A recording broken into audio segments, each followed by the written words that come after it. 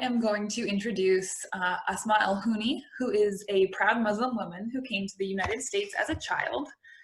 She has a degree in political science from Georgia State University, where she was the recipient of the university's 2016 MLK Humanitarian Award.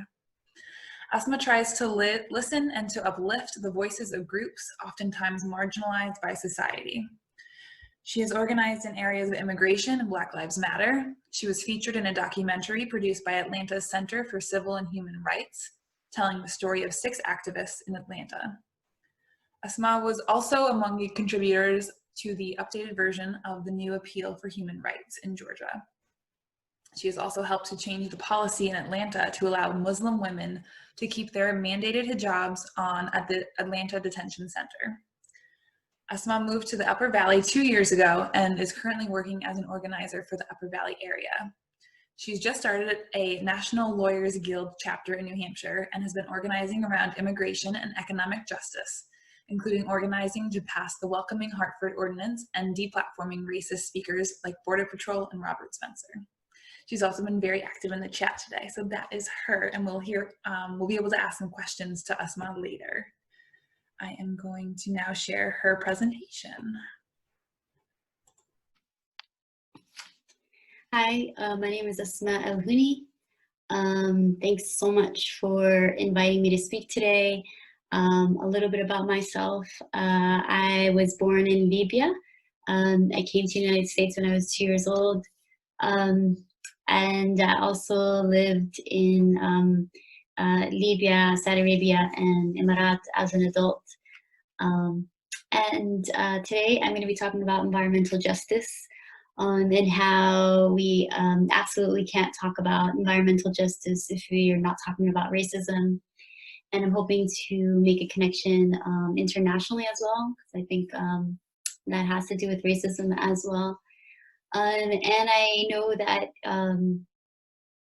one, I'm not an expert on this topic, and so I'm coming from it from experience, the little experience that I do have. And also, there's no way to do this topic justice in the short amount of time that I have, but I will try to do my best. So what I'm going to do is I'm going to share my screen. So see if I can, oops, escape. Back on here. Here we go. Start from the top. Style.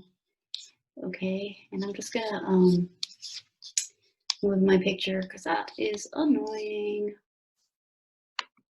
to me, at least. So we're going to start off with the quote by Janaya Khan, and Janaya Khan basically says, environmental justice needs to be redefined in terms of racism because it's people of color who are mostly directly impacted by environmental conditions.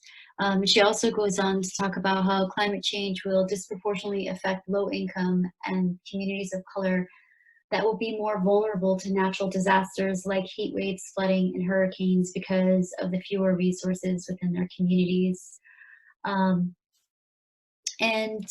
What we have here is basically some of the issues that we face in the environment, like air pollution. And we know that conditions like hypertension and asthma, which affects disproportionately the Black community, are connected to air pollution, and that these diseases are also connected to COVID-19, right? And we know that the non-white, brown, and Black populations are disproportionately dying at much higher rates of COVID-19 than the white communities. An example of that would be in Louisiana. The Black community represents 32% of the people, the population, and 70% of the COVID-19 deaths. In Wisconsin, we know that 6% of the population is Black, and half of the deaths of COVID-19 are of the Black community. In Michigan, 12% of residents are Black, and 32% of the deaths have been the Black community. And we see similar trends with the Latinx community as well. In New York, they are 29% of the population, yet make up 34% of the deaths from COVID-19. So the next thing or issue I have there is the proliferation of landfills.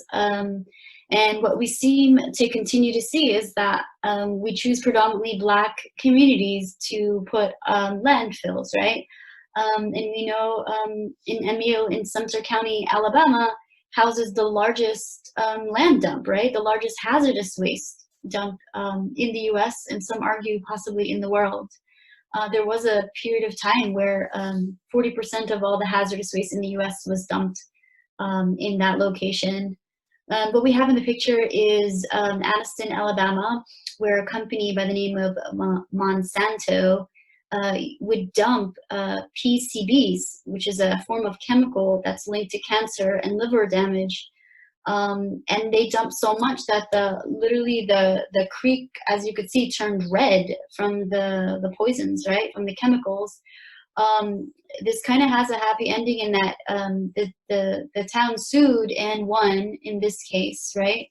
And to the right of that is what we have done using Agent Orange in the war in Vietnam. So we use this defoliant, which I'll talk about in a little bit, to kill the plants. And this same company, Monsanto, was the one that produced this. So it's just making that global connection to the different harms is important, I think.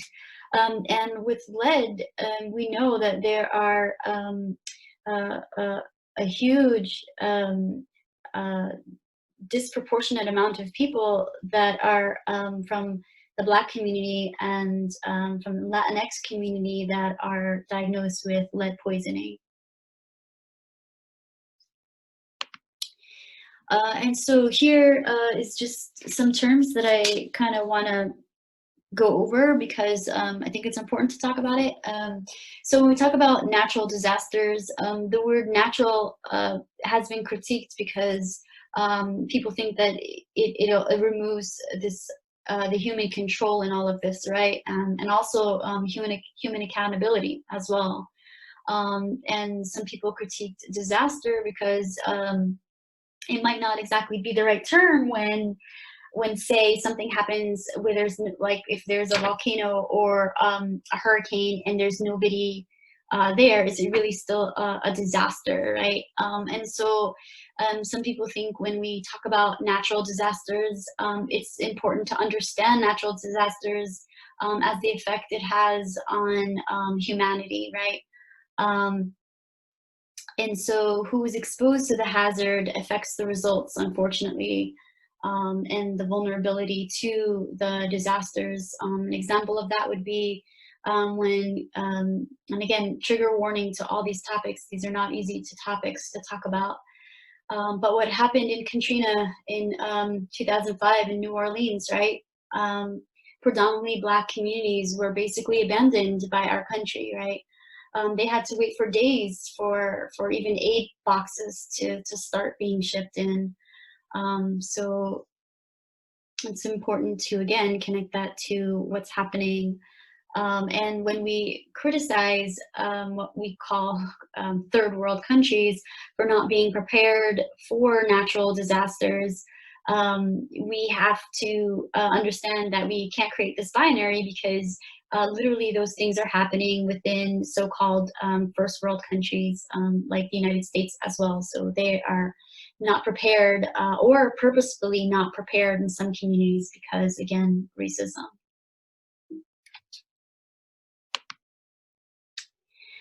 And now I'm hoping to make an international connection, talking about the military. And also, I just want to say, when we talk about the military, it's just an extension of the harm in the military that happens, the militarization that happens within our own country here, through the extension of the security apparatus, through policing, and surveillance, et cetera, et cetera. So this is just the export of that system abroad, again, targeting mostly brown and Black bodies, right?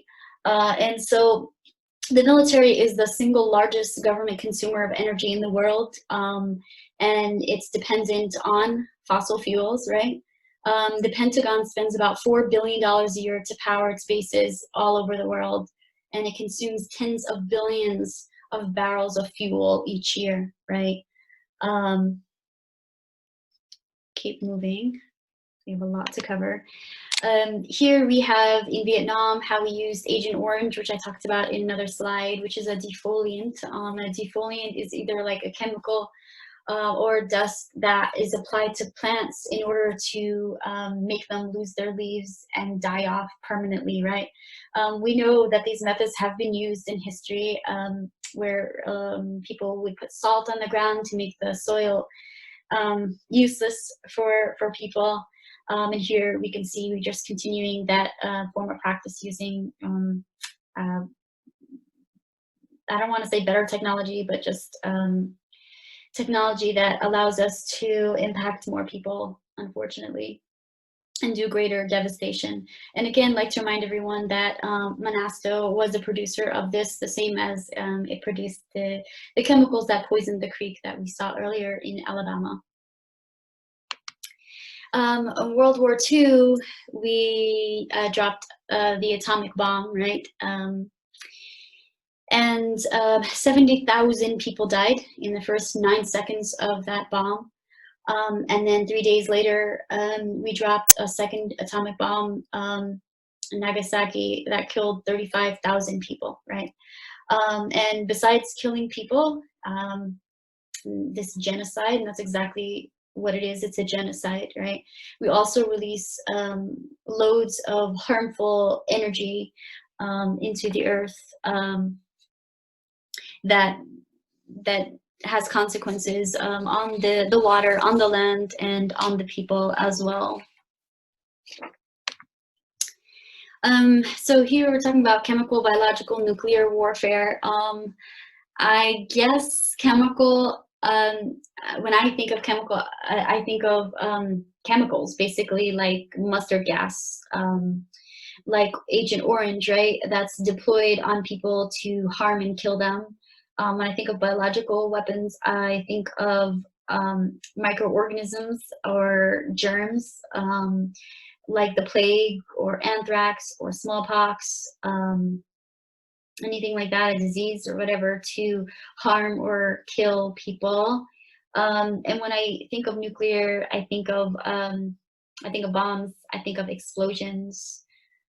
That's kind of that Biological Weapons Convention is a treaty that many countries signed on to that's supposed to stop people from making weapons of mass destruction. But unfortunately, many people have criticized this treaty because we have countries like, us, the United States and Russia, who are not only signers onto this, but they're also ratified it and are still making weapons that literally can annihilate the planet, the Earth, and us along with it. But yeah, so this is my country, Libya. And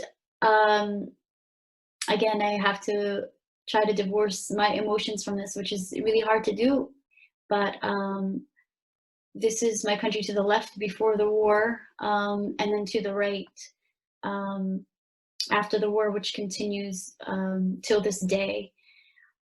And I just kind of want to mention that there's, I'm doing this in a very short amount of time, and I'm not giving justice to the Libyan people, where it's a beautiful culture and a beautiful people, and there's pride and there's laughter and love and beautiful culture that I'm not capturing, but I want you to know is there.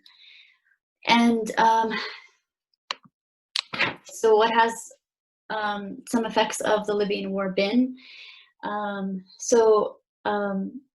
We know that the UN sent the American and the British forces in, and they bombed 110 They used 110 Tomahawk cruise missiles to be shot into Libya, 26,000 sorties, which is 120 sorties a day. Sorties are basically aircraft with a mission, right? 42% of them were strike sorties with that kind of a mission to strike. I can tell you from personal experience, I have not been to Libya during the war or after the war, but I can tell you I have family members there. My own kids were there. And the devastation of the environment, if you can imagine, when I talked with my kids when they were there, they would say that airplanes would fly overhead, and they were so loud, the sound of the airplanes, it would shake the ground that they were on, and then they would basically just hold their breath and wait to see where something landed, if something was shot, and then hear it, and then breathe a sign of relief that, you know, they're still alive. But this continues, and it continues today too. So on the right here we have, and the reason why I'm sharing that example is if an airplane flying by is shaking the earth, I want us to imagine the devastation that happens after whatever is sent and dropped actually drops, right? So on the right, there's a chart that Meher Mohammed is a researcher in Libya.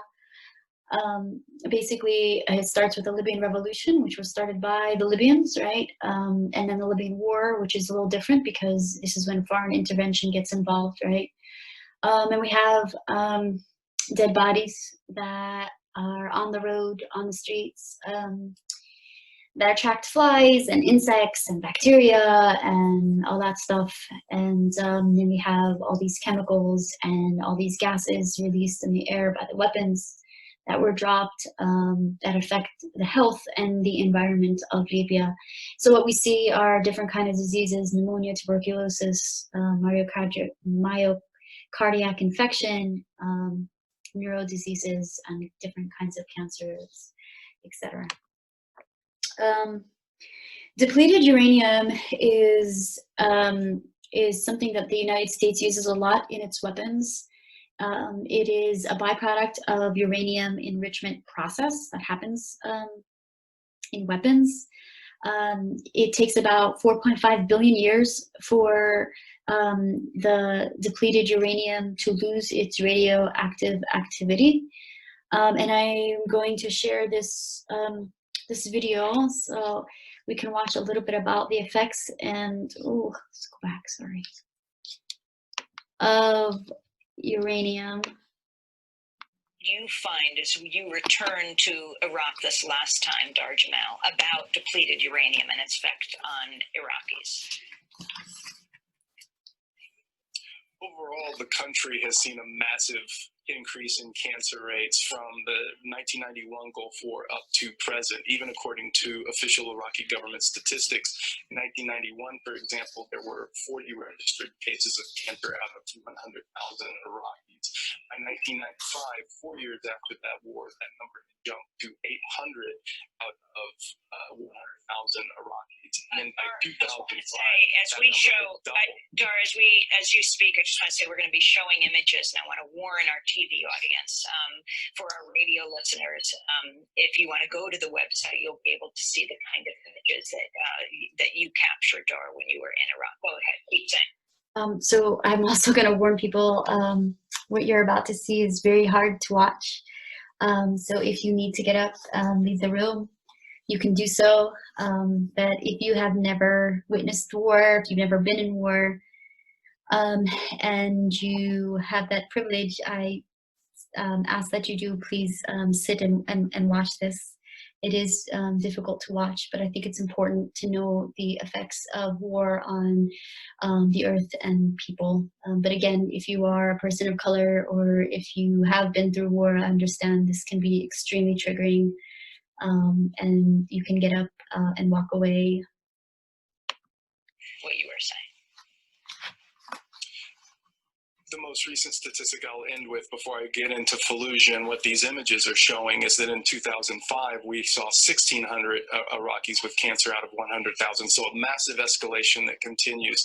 And going on to Fallujah, because I wrote about this a year ago and then I returned to the city again this trip, we are seeing an absolute crisis of congenital malformations of newborn. There is one doctor, a pediatrician named Dr. Asma Elhuni, working on this crisis in the city. She's the only person there registering cases, and she's seeing horrific birth defects. I mean, they're extremely hard to look at. They're extremely hard to bear witness to, but it's something that we all need to pay attention to because of the amount of depleted uranium used by the U.S. military during both of their brutal attacks on the city of 2004, as well as other toxic munitions like white phosphorus, among other things.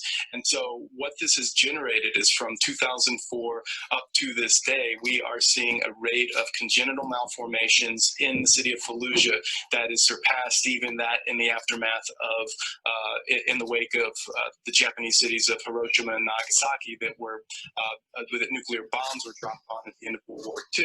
So Dr. Asma Elhuni actually visited with doctors in Japan, comparing statistics, and found that the amount of congenital malformations in Fallujah is 14 times greater than the same rate measured in the cities of Hiroshima and Nagasaki in Japan in the aftermath of the nuclear bombings.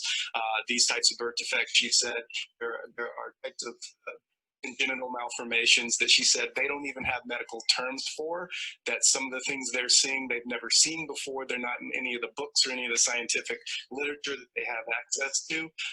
She said it's common now in Fallujah for newborns to come out with massive multiple systemic defects, immune problems, massive central nervous system problems, massive heart problems, skeletal disorders, babies being born with two heads, babies being born with half of their internal organs outside of their bodies, cyclops babies literally with one eye, really horrific, nightmarish types of birth defects, and it is ongoing. And she, lastly, to really give you an idea of the scope of the problem is that. All right, I'm gonna stop sharing for a second as I try to pull up the PowerPoint and share, go back to sharing that.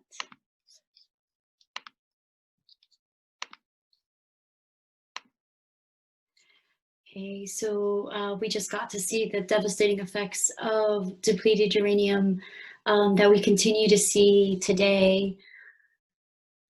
So war doesn't end when people say the war is done, the effects continue.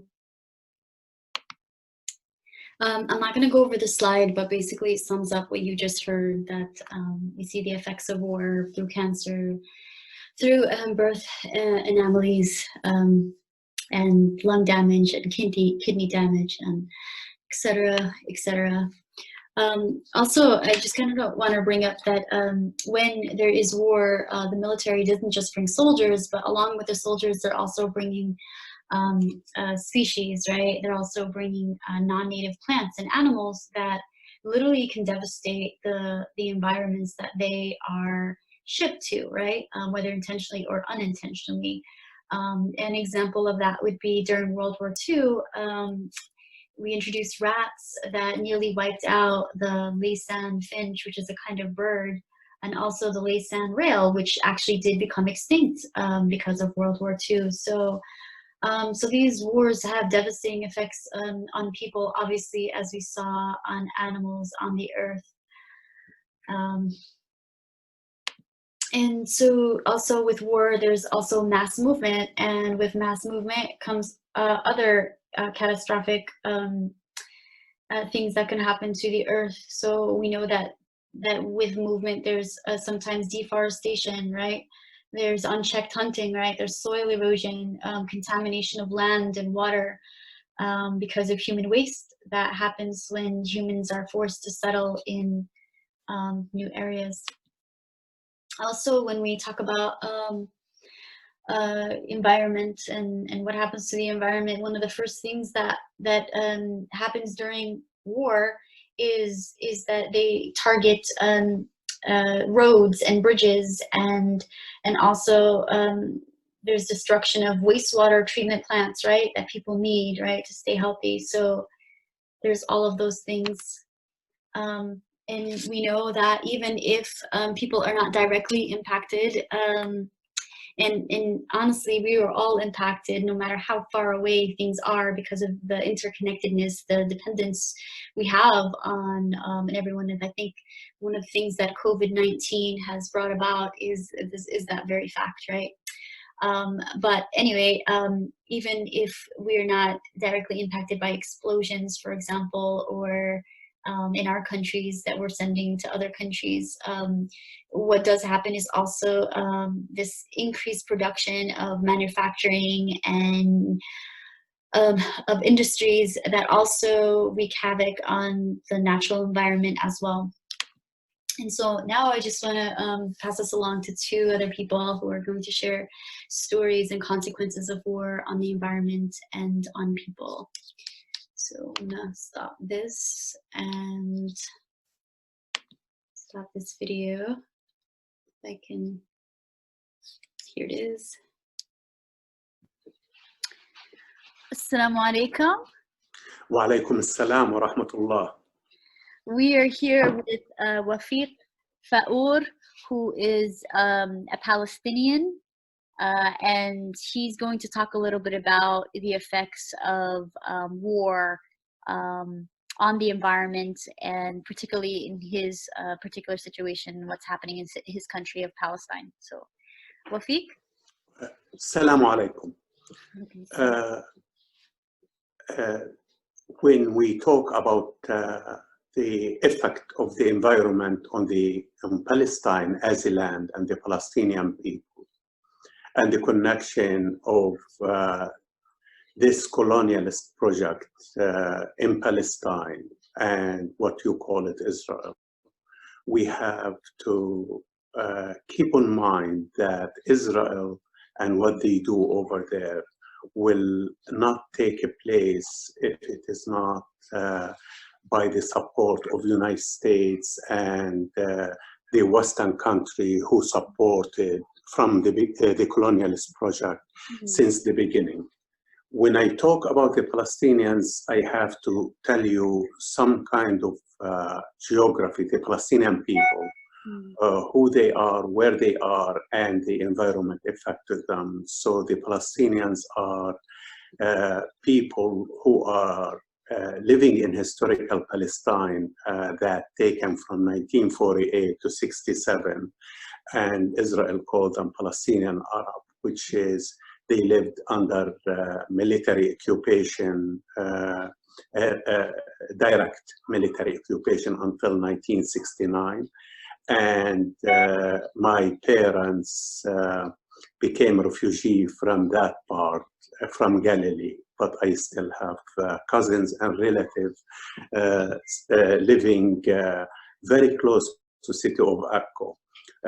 Number one, when Israel took those villages, number one, they destroyed over 524 villages completely, and it has been documented by the Israeli human rights organization B'Tselem. Most of those villages are farming villages where the Israeli occupation, after declaring a state in 1948, they took the best land, the agricultural land, and they forced the Palestinians who resisted and stayed over there to be gathered in certain area. A lot of people here in the United States, they think that Palestine was a desert and have been transferred to a green oasis on the middle of the Middle East desert. And this is completely untrue. Palestine was a very, very advanced country with a very advanced agriculture, and they used to produce and to export the best oranges and citrus, lemons, olive and olive oil, sesame, and all this agriculture, not only to the Middle East and to the Gulf area, but all over the world. So what happened? The Israeli,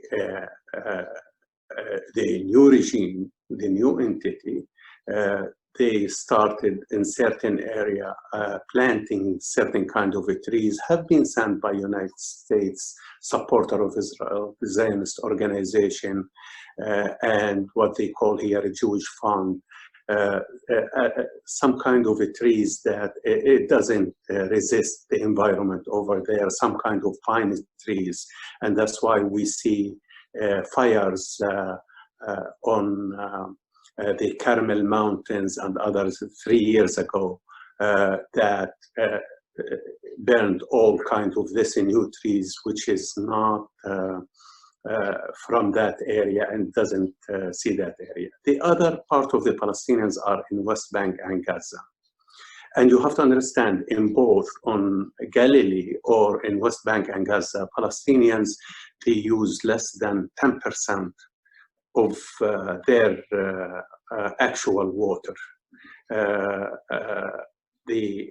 Let's talk about my village, because I'm in contact with my cousin, where I saw just last year, they took the land of my village, Shab, and they built the 3 kibbutzes from early time of creation of Israel on the land of Shab. The Shab has its own water, but they piped it out to those kibbutzes and settlements on the hills around Shab. And Shab water, it comes back, is from the filtered sewer system coming back from those settlements. The same happened on the West Bank. The aquifer water that the Palestinians are not allowed to dig for their own water. They are not allowed to transfer some of the River Jordan to the agricultural land. Only settlements, Israeli settlements, are allowed to use that water. The population of West Bank, let's say, it is about between 2.2 and 2.3 millions. The settlers around 500,000. The percentage of water is the same. The Palestinians using less than half the amount of water per capita, per individual, that recommended by United Nations organization. In the West Bank, the water situation is a disaster. Under the land, most of the water under Gaza is polluted because of the war, because of the pumping of the filter companies. The filter system have been built by the Japanese after Oslo, have been bombed. The seaside is polluted, and it's causing a lot of diseases and a lot of sickness on Gaza. Gaza on the edge of a complete disaster. There are over 2 million people living on Gaza. 2/3 of them are refugees. And from the refugee point of view, because I lived as a refugee, we were not allowed to have bathrooms inside our houses, so they built the communal bathroom next to the fresh water that we have to walk to carry it next to each other, and that is caused a lot of sickness to the population. It all worked for this same thinking of the colonialist people, that to empty people from the land they are occupying and taking, it's very much parallel and similar to what happened to our indigenous people here in the United States, that bringing diseases, bringing sickness to the indigenous people of the land, so they will take the land without people. One of the very dangerous thing that the Israeli settlers and the Israeli government encouraging is uprooting historical olive trees. My parents survived for centuries in Palestine, and the main tree that they eat or they storage for winter is the olives and the fig trees. And those two kind of plants, which is known and famous in Palestine, they're getting uprooted in hundreds and thousands every year. Our supporters from the Western countries, they go every year to help Palestinian farmers to pick up olives. So when the Israeli soldiers see them, they will not attack them. But what's happening lately, that they don't care about the international support for justice in Palestine. Those organizations have been attacked too, and the uprooting of the trees, it's happening systematically. The situation in Palestine is dire because of the war and because of the chemical the Israelis are using over there. And it shows of the number of people and percentage of Palestinian people having sickness, cancers, diseases that they are suffering from the environment. And in a situation like you cannot dispose of the garbage, you cannot dispose of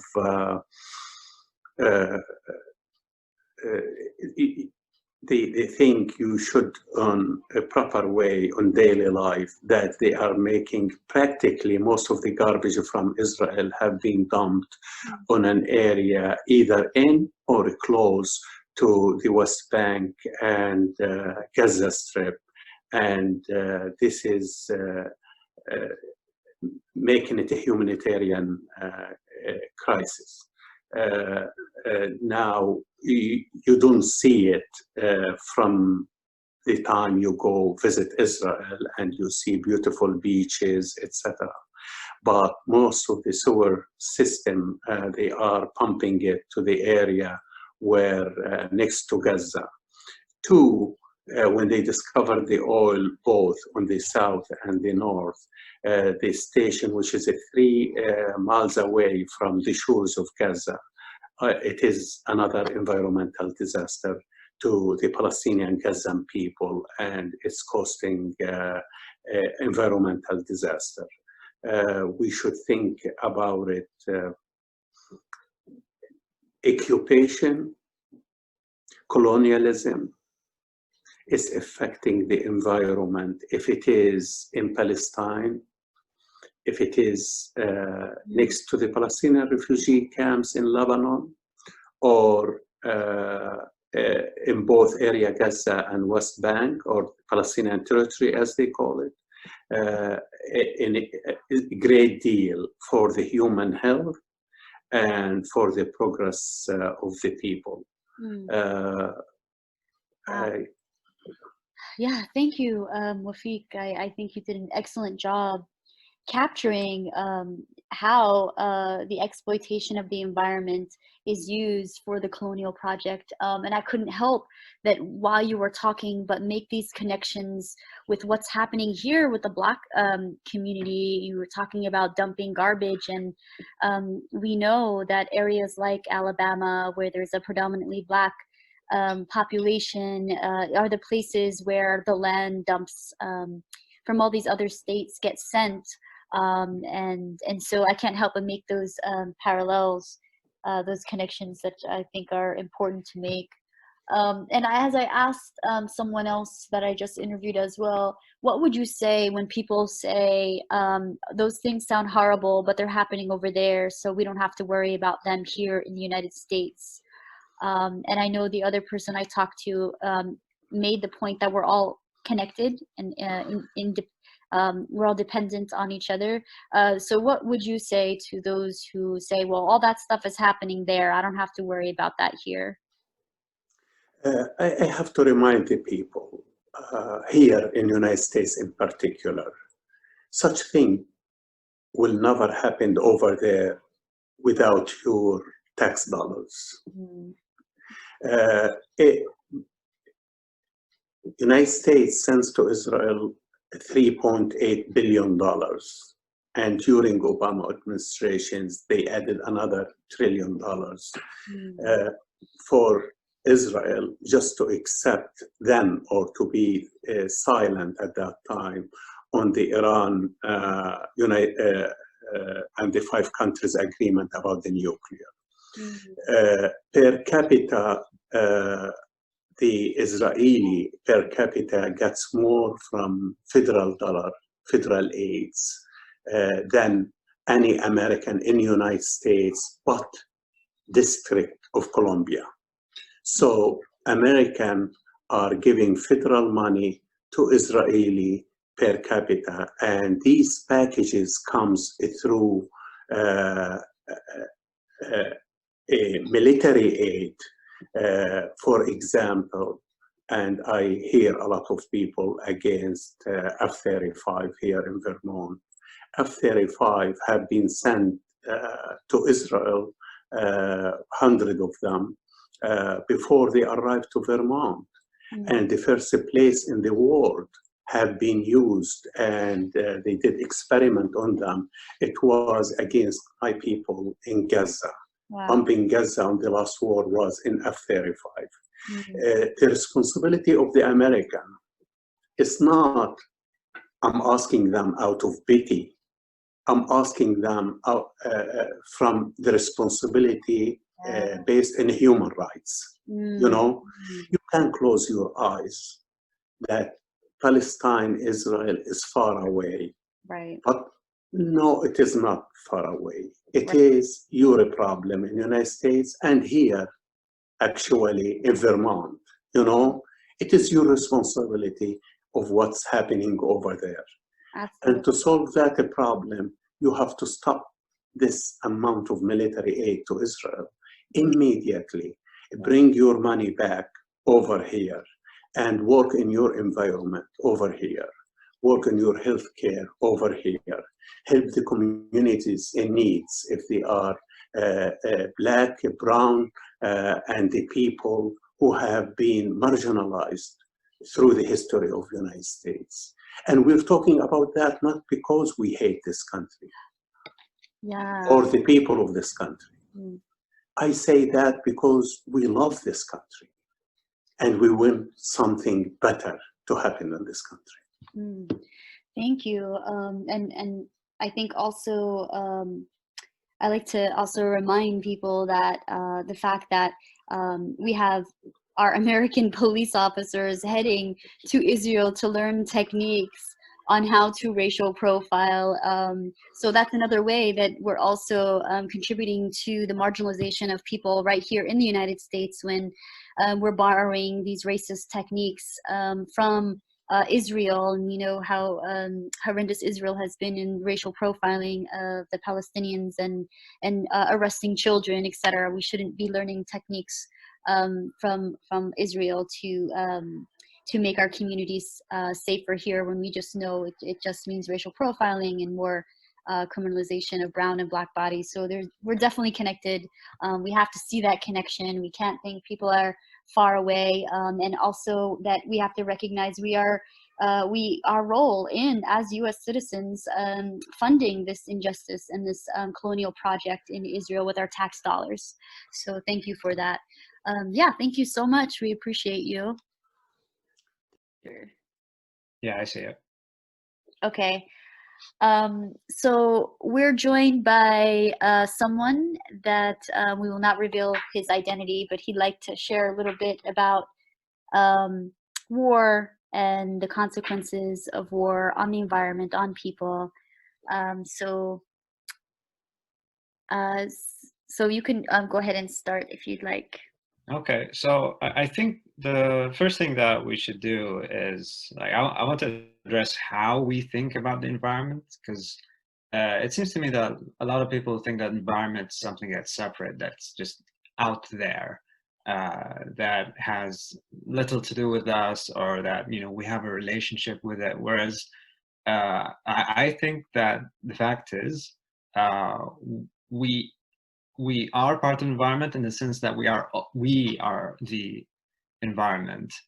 And you can see this, like, when you watch a BBC documentary or something, you look at ants, and you study ants, and you know, and you think, well, that's, you know, you're studying the environment. It's not vague to you that, you know, ants are in the environment, and they're out there, and they organize themselves in these colonies, and that's a habitat, and I think that's how we should think about ourselves too, and not just that we're part of this environment, but also the way that we organize ourselves within this environment. So the ideological system that we have also has a place here. It is also part of the environment, although it is also antagonist to it.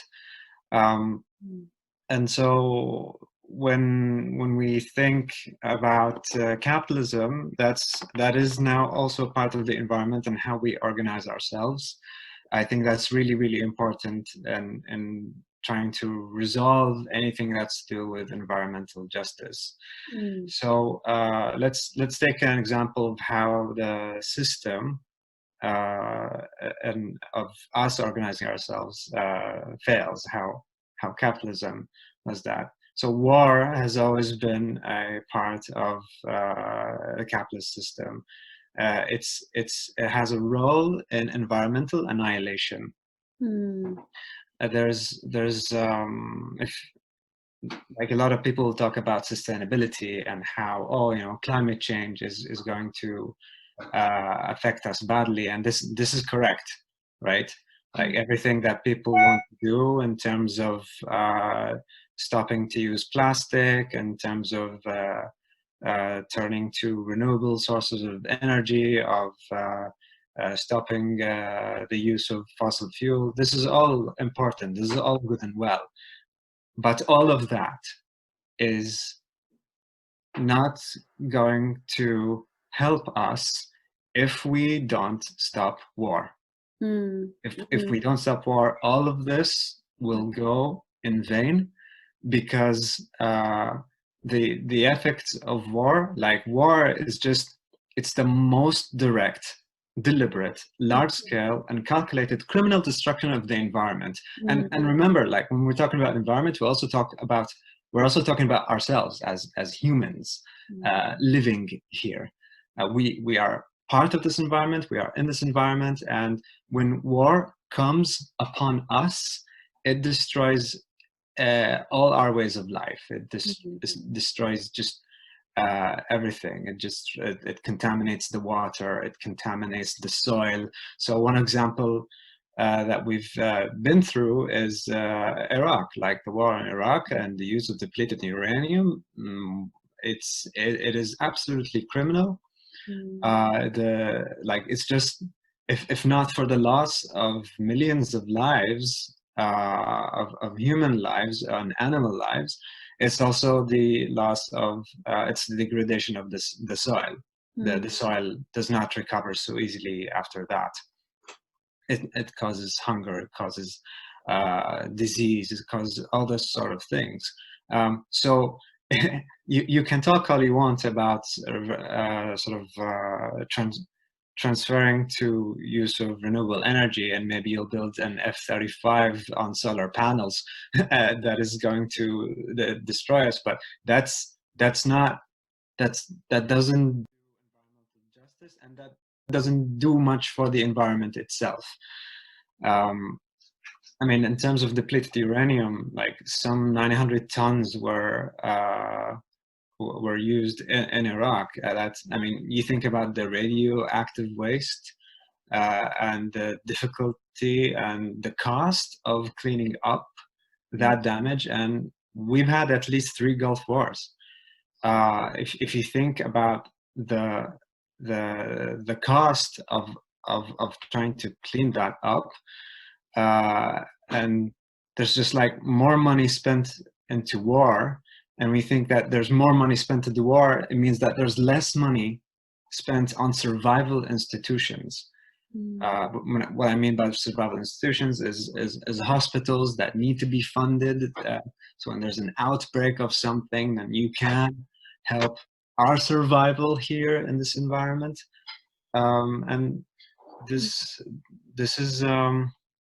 is what I talk about when we talk about the environment. We have to talk about humans and all of us. It's that basic thing. So war is just the most direct, deliberate, large-scale destruction, and you see this happening in Yemen nowadays. The U.S. and Saudi Arabia's war in Yemen is just a complete decimation of everything that's there, of literally everything. And may I ask you, what would you say to people who say, yeah, all these things have happened, but that happened over there. Why should I, in the US, have to worry about what happens to others somewhere far away? How would you respond to that? I would say, I mean, nowadays we're living at a time where pandemics are just more clear. Like we used to have all these pandemics of poverty and famines and hunger. But I think the famine of COVID-19, for example, oh, look, it happened over there. It's far away in China. But the fact that we have these systems that will privilege a few and will disadvantage the many means that those who don't have homes, don't have good sanitation, will and the fact that there's oppression out there and injustice means that there's going to be migration. We live in a world that is highly connected today. It means that people are going to be affected by these systems of oppression. People are going to get sick. In World War I, we also saw that example with the Spanish fever thing. People were also mobilizing because there was a war, and this was a convenient environment for disease to spread. So this is environmental destruction. When thousands of people die, that is environmental destruction. Thank you. And one last thing, can I get your thoughts on the Green New Deal? And I know there's been some writers, international writers, who kind of criticized it but still supported it, saying it kind of left out the third world because some people focus on other things, for example, agriculture, etc. Do you support the Green New Deal, and do you also feel it leaves out anyone, or do you have an opinion on that? The Green New Deal as a part of reform package is, you know, it's all reform is welcome. We need at least that much, right? It has to go even further, because you can try to fix agriculture, but you also have to make sure that there is human equality. The fact that, for example, in the U.S., it's the migrant workers who work on the farms but migrant workers aren't paid sufficiently for the value of their labor, means that their conditions are not going to be good. It means that they're going to suffer. It means that they're not going to be as healthy. It means that, oh, they're not going to be as healthy. It means eventually you're not going to be as healthy either. Mm-hmm. It has to go further than that. It has to, you know, a good deal. I mean, it has to be a good deal for us. It means that it has to give us our human rights. And when I say human rights, I don't mean just freedom of speech. It also means decommodified housing. It also means decommodified food. It also means decommodified healthcare. It means all of these things. This is how you support the environment. It's by granting all human rights and recognizing that they are human rights. Wow, thank you so much. I appreciate you. Thank you. Thank you. So let me.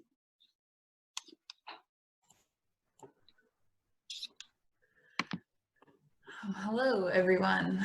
My name is Lauren. I know I chatted with you earlier, but we're going to do a couple minutes of Q&A for Asma here.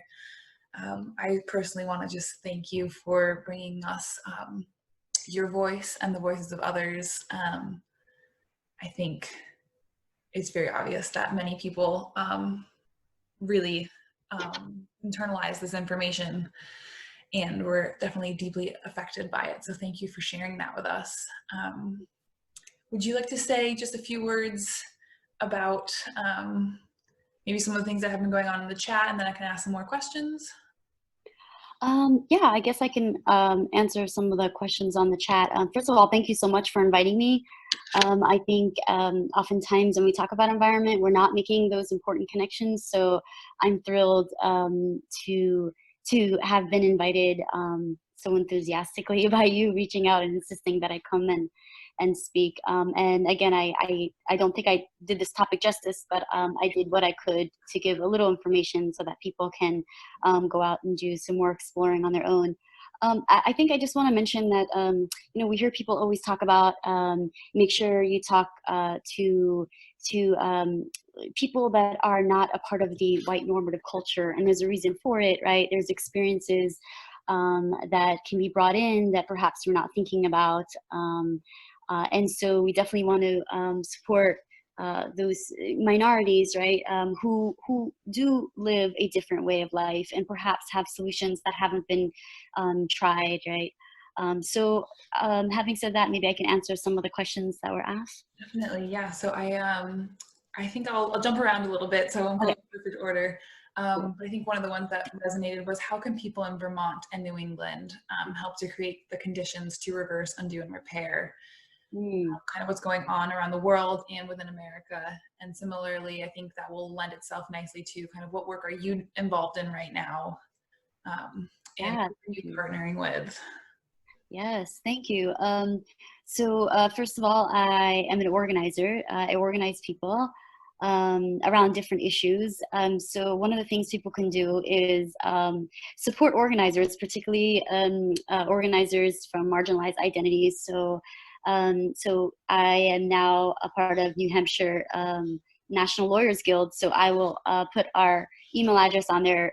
Get on our email list so you know what we're doing. One of the campaigns that we're currently working on is to decarcerate as many people as possible, particularly during this epidemic, because oftentimes those behind or are in cages are the ones that are forgotten.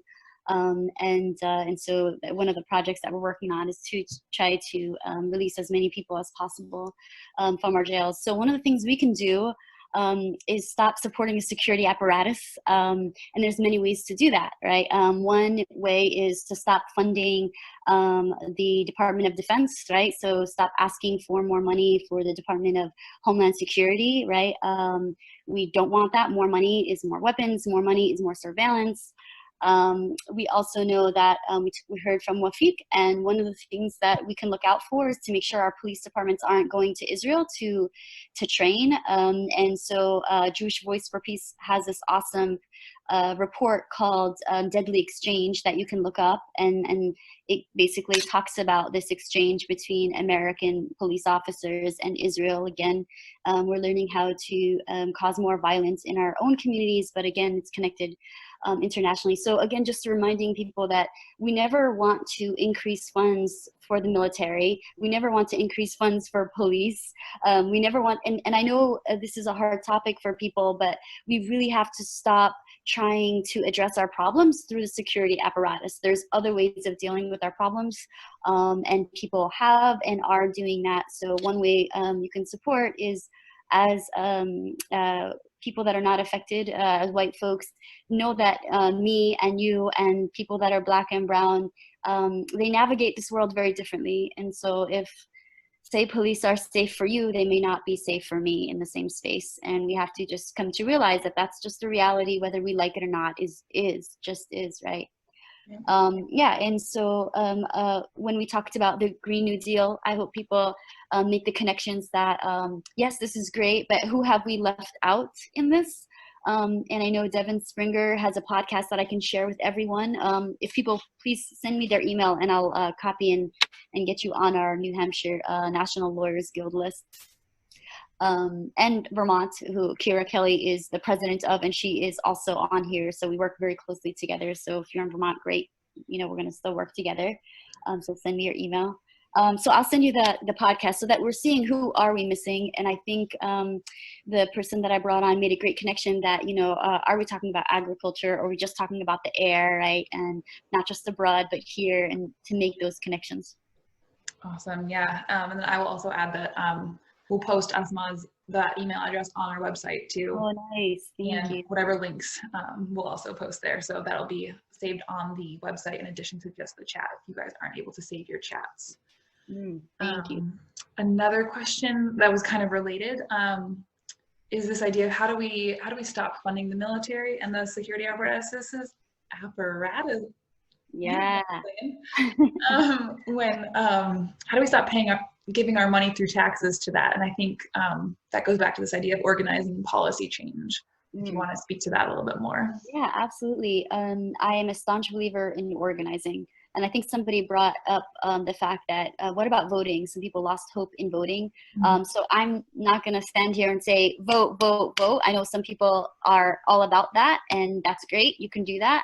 But there's other ways of organizing and moving power apart from voting. So people bring power, right? And so we definitely want to make sure that we are holding our representatives accountable, and there's different forms of holding our representatives accountable. So when Trump keeps asking for more money to the Department of Homeland Security, which he does every year, just like every other president, by the way. So I'm not just saying Trump, but we're talking about a whole system of presidents and congressional representatives that are also doing this as well.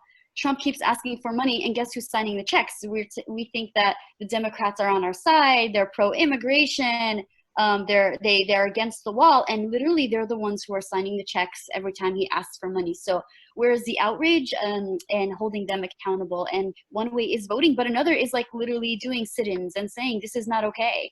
You can't be saying one thing and then doing something else, right?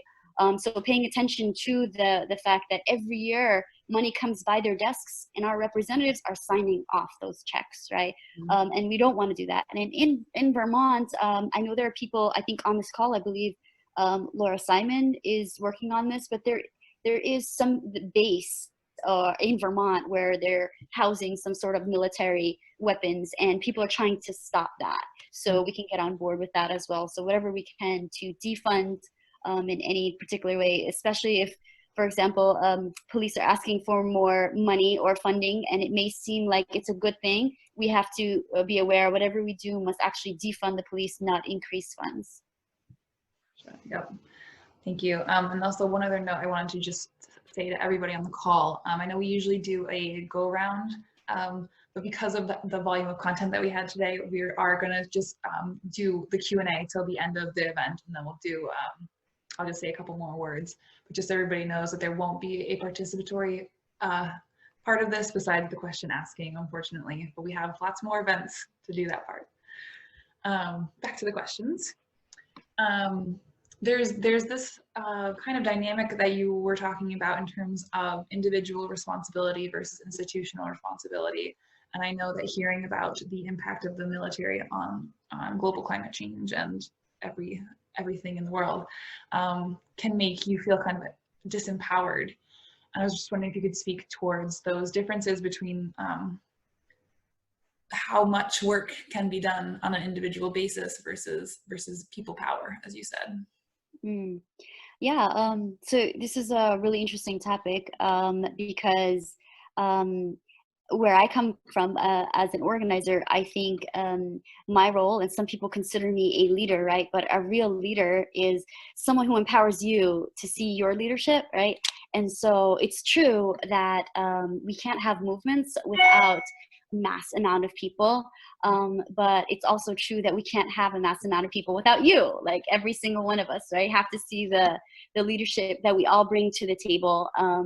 And so it can be overwhelming when we see what's happening abroad, right? And we just feel like, oh, there's only so much I can do. But then we have to ask ourselves, well, what are we doing? What is the little thing that we think might not be a big deal, but can be huge to someone in Libya? If you write to your congressional delegation and say, can you please stop funding, the war machine, right? This is affecting people. We don't want our tax dollars. This is our money, our hard-earned money that we don't want to see going there, right? And they will listen when they know that they might be outseated if they continue to do what they do. And people are writing. So yeah, so it's easy to get overwhelmed and to think that there's nothing that we can do. But I wouldn't be organizing if I didn't believe that we can cause change. And we're literally in a moment in time with this COVID crisis where we can have horrible things happen, like what happened after 9/11, or we can have spectacular things that can happen where we can demand healthcare for all, right? We can demand the removal of funding from the military and let it go to our healthcare system. It's not okay that we're the richest country in the world and we can't afford to take care of people and to get testing for everyone, right? It's not okay. So yeah, I hope that helps, that we're all leaders in our own way. Definitely. Switching to a little bit different of a question, we were wondering, how do you see land and soil health as being relevant to a solution for humanity going forward? So kind of narrowing back into this idea of the land.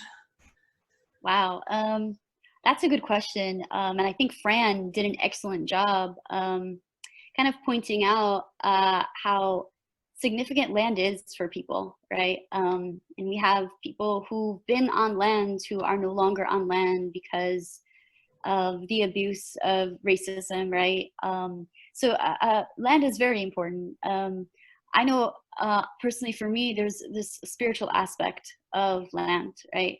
And in the Quran, the Muslim holy book, it tells us that there are signs that God has given us through the earth, right? And so I know when I feel an imbalance, one of the things I like to do is to ground myself in the earth, which means taking a walk, but not on the street, but on the grass and without my shoes, and reconnecting with the earth, because there's something valuable in the earth. And so, yeah, I think there's definitely a connection to land. And then we can talk about how war rips people of that connection, and what does that do to people, right? When that happens. Definitely. Yeah, I think it's all those pieces together. And we all interpret it in very different ways, but I appreciate your thoughts on that. And if I could just say, I highly encourage that all of us get into gardening and farming now. This is like a great time to do that, actually. I couldn't agree more. I know there's also a big push in Upper Valley right now. A lot of people are getting together to try to talk about how to make sure that we are encouraging people to grow their own food while not kind of stepping on the toes of farmers, and it's a fine balance, but definitely agree with you there. So there's a couple questions that are coming in about this idea of safety and what safety means to you. I'll read the whole question here. How do you reconcile a mass movement that is promoting safety for COVID risk folks while putting so many other people at increased risk? For example, domestic violence, depression, anxiety, drug abuse, crime, suicide, homicide. Where do we draw the line or the balance of the cost of safety to some in the name of the safety of others? Oh my gosh, I wish I knew that answer. I just know for me and myself, I kind of have to just keep going back to my values and what I know to be true for myself. So I'll give you an example. I had a friend I was talking to, and she said, you know, I think we should have police out there. I know you're opposed to that, but people are out and people are going about. And I had to remind her, the reality is, if we do push for that, the ones that will be most affected are going to be brown and black bodies. So they're the ones who are going to be targeted more than anyone else. Other people are going to be, the presumption is going to be they're going out to the store where brown and black bodies are going to be paid attention to. So to me, I definitely worry about that, and that's why I don't encourage steps like that. I do encourage, though, education, right? There's that. Why don't we embark in massive education? Why don't we embark in mask making, right? And then with things like domestic violence, which is an issue very dear to me, I am an advocate. Honestly, we have to address the fact that we are doing an absolutely horrible job addressing patriarchy, addressing toxic masculinity in the first place, right? And here we finally have people who are forced to face it, right? Because they're in a closed space. And it's kind of like not too late, but like we haven't addressed it. We need to talk about it, and we need to talk about solutions that don't just only focus on the survivor, but also solutions that focus on the harm doer, because we're all harm doers, right? And I think one of the things that we lack, particularly in white feminist spaces that address domestic violence, is we go to the security apparatus. We want to just throw people behind bars, and that doesn't fix the solution, like doesn't fix the problem. What are we doing to help people move to get better? And so, yeah, we're seeing more violence, right? And it's not okay, but at the same time, the way we address it really needs to change as well. Yes, definitely lots of changes that could have been in place before now that would have been helpful, and hopefully we do come together and make those changes after this. Yes. A personal question that you should feel free to answer or not answer is, do you personally feel safe in New England? And how do you move in your body through these spaces that are around you? Yeah, thank you for that question. It depends. At home, I'm safe. One, I don't have to put on this performative aspect of myself, because I have to perform every time I go out. I'm being watched, I'm on stage, what I do matters, the way I behave matters, and so I have to literally perform and be careful about what I do and what I say, because it'll be judged differently than everyone else. So at home, I'm safe. When I go out, I try to be as safe as possible. I never walk alone. That's not something I'm going to do. I try to be safe. When we're talking about a mask, I definitely have a mask that I wore, and I haven't shared this experience, but you know, the first day I wore it, the reaction was clearly very racist, because I wear hijab and my mask, I put it on, I went to the post office, and right away the man like, stay back there. And I was like, oh wow, this reaction that he's having. And I thought, well, it's COVID-19, he's asking everyone to stay back. But the reality was, I got done and the next person moved up, and he didn't ask her to move back. And so it was clear racism. So yeah, so I mean, I try to be as safe as possible, and I don't want to stand here and act like I'm a victim. There's so much other beautiful things about me, as you know, and that I don't want to be put in a box as a victim. I'm also strong. I'm also very vocal. and all this other stuff. So, but safety, I guess, is subjective. Definitely. We are about to wrap up, but I would love to hear any final thoughts that you might want to share with us. Or if you're all talked out, we understand too. We've been drilling away at you, so thank you for your time. I so appreciate you, and more than anything, I hope the people of color on this podcast feel a connection, and I hope I did them justice, because oftentimes we're not heard. And so thank you so much for inviting me and creating that space. I really appreciate it. Please do get in touch with me. I will put my New Hampshire, my NLG, National Lawyers Guild email in the chat right now. Do get in touch. I'll put you on our listserv. I'll tell you what we're doing. I'd love to hear what you're doing. So thanks again. Awesome. Thank you so much. To you and Fran both, thank you for being our speakers today.